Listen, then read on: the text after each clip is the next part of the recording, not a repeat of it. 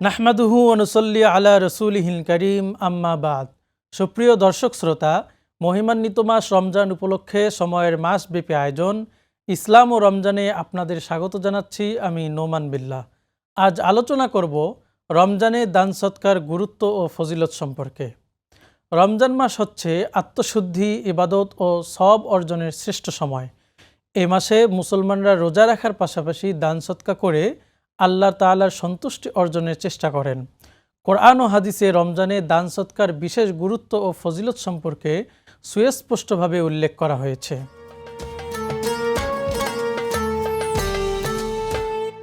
দান সৎকা শুধু রমজান মাসেই নয়, বরং সবসময় একটি উত্তম আমল। তবে রমজান মাসে এর গুরুত্ব আরও বেশি। রাসূলুল্লাহ সাল্লাল্লাহু আলাইহি ওয়াসাল্লাম বলেছেন, দান সৎকা গুনাহকে এভাবে নিঃশেষ করে দেয় যেমন পানি আগুনকে নিভিয়ে দেয়। রমজান মাসে দান সৎকার প্রতি বিশেষ গুরুত্ব আরোপ করা হয়েছে, কারণ এটি আত্মাকে পরিশুদ্ধ করে এবং আল্লাহ তাআলার নৈকট্য লাভের সুযোগ করে দেয়।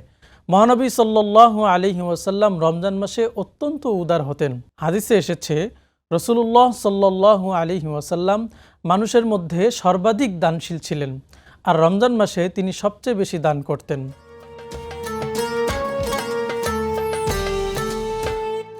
সওয়াব বৃদ্ধি।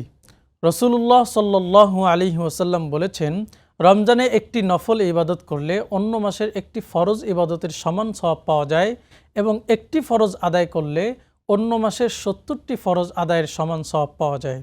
গুনাহ মাফের সুযোগ। দান সৎকা গুনাহ মোচনের মাধ্যম। হাদিসে আছে, দান সৎকা গুনাহ মিটিয়ে দেয় যেমন পানি আগুন নিভিয়ে দেয়। আল্লাহর সন্তুষ্টি অর্জন। দান সৎকা আল্লাহর সন্তুষ্টি অর্জনের একটি উত্তম মাধ্যম। আল্লাহ তাআলা বলেন, তোমরা আল্লাহর সন্তুষ্টির জন্য যা কিছু দান করবে তা তোমাদের জন্য উত্তম। জাহান্নাম থেকে মুক্তি।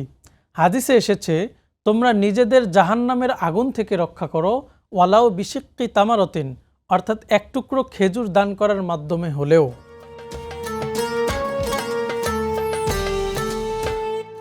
ফিতরা। রমজানের শেষে ঈদের আগে প্রত্যেক সামর্থ্যবান মুসলমানের জন্য ফিতরা প্রদান করা ওয়াজিব। এটি গরিবদের সাহায্য করার অন্যতম উত্তম ব্যবস্থা। জাকাত। যাদের নিসাব পরিমাণ সম্পদ রয়েছে তাদের জন্য জাকাত দেয়া ফরজ। রমজান মাসে জাকাত প্রদান করা হলে সওয়াব আরও বেশি বৃদ্ধি পায়। গরিব ও অসহায়দের খাদ্য সহায়তা। ইফতার ও সেহরির জন্য গরিবদের খাদ্য সহায়তা করা অত্যন্ত পুণ্যময় কাজ। হাদিসে এসেছে, যে ব্যক্তি কোনো রোজাদারকে ইফতার করাবে সে রোজাদারের সমপরিমাণ সওয়াব পাবে, তবে রোজাদারের সওয়াব কমানো হবে না। মসজিদ ও মাদ্রাসায় দান। মসজিদ, মাদ্রাসা ও দ্বীনি শিক্ষা প্রতিষ্ঠানে দান করা একটি বড় সওয়াবের কাজ। অসহায়দের চিকিৎসা সহায়তা। গরিব ও অসহায় রোগীদের চিকিৎসার জন্য আর্থিক সহায়তা করা রমজানে একটি উত্তম দান।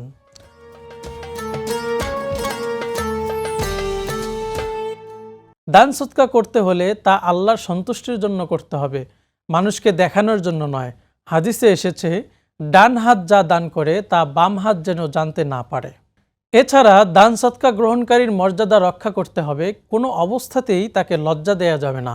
আল্লাহ তাআলা বলেন, হে ঈমানদারগণ, তোমরা দান সৎকা করার উপর উপহাস ও কষ্টদানের মাধ্যমে তা নষ্ট করো না।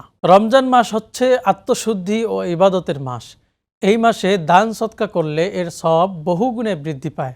জাকাত, ফিতরা, ইফতার করানো, মসজিদ মাদ্রাসায় দান করা, গরিবদের সহায়তা করা, এসবই রমজানের অন্যতম শ্রেষ্ঠ কাজ। তাই আসুন আমরা সবাই এই বরকতময় মাসে উদারভাবে দান সৎকা করি এবং আল্লাহ তাআলার সন্তুষ্টি লাভের চেষ্টা করি।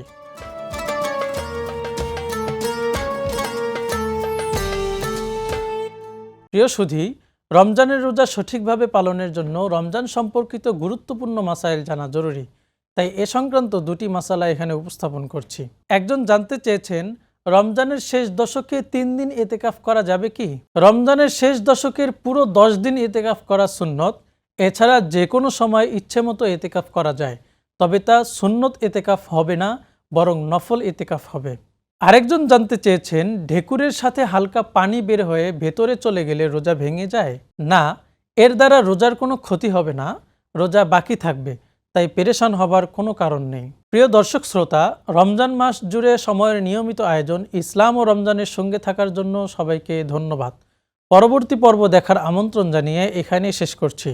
আসসালামু আলাইকুম ওয়া রাহমাতুল্লাহি ওয়া বারাকাতুহু।